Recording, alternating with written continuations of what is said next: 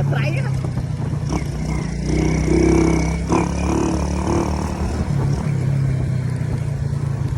Vậy tao quá nha.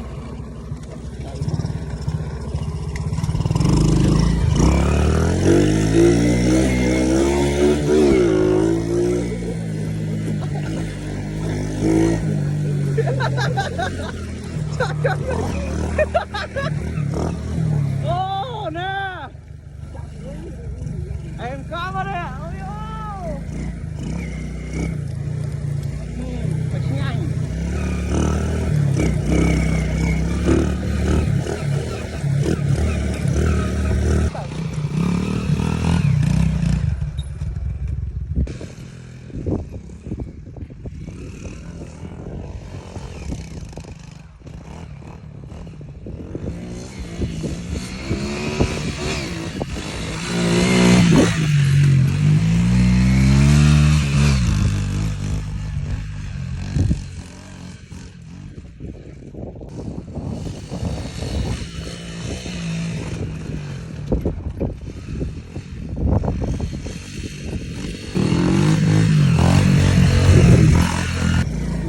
Lại qua.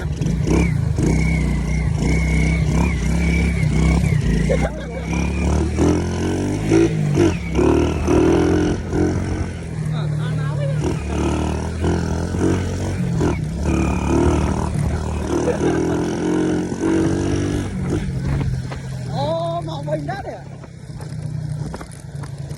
Ô vô là lâu. Ơi chìm cỡ đây ha. Chưa cá thôi coi mấy.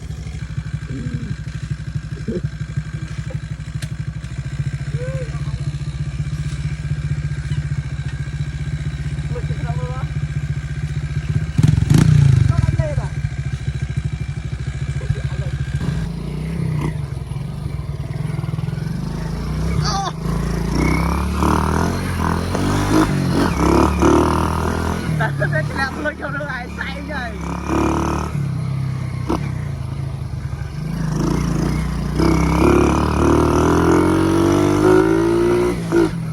Ủa xíu à, từ đấy à, chạy hiên muốn luôn.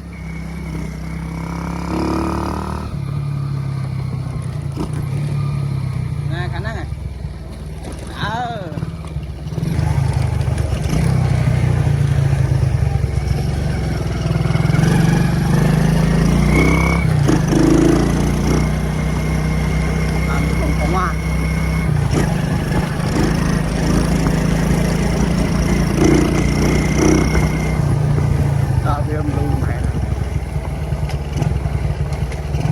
Tạm play mấy như này.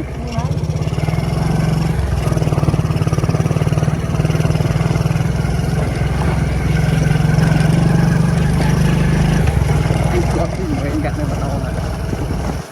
Ai tranh ở viền lúa anh tranh nó cắt đấy.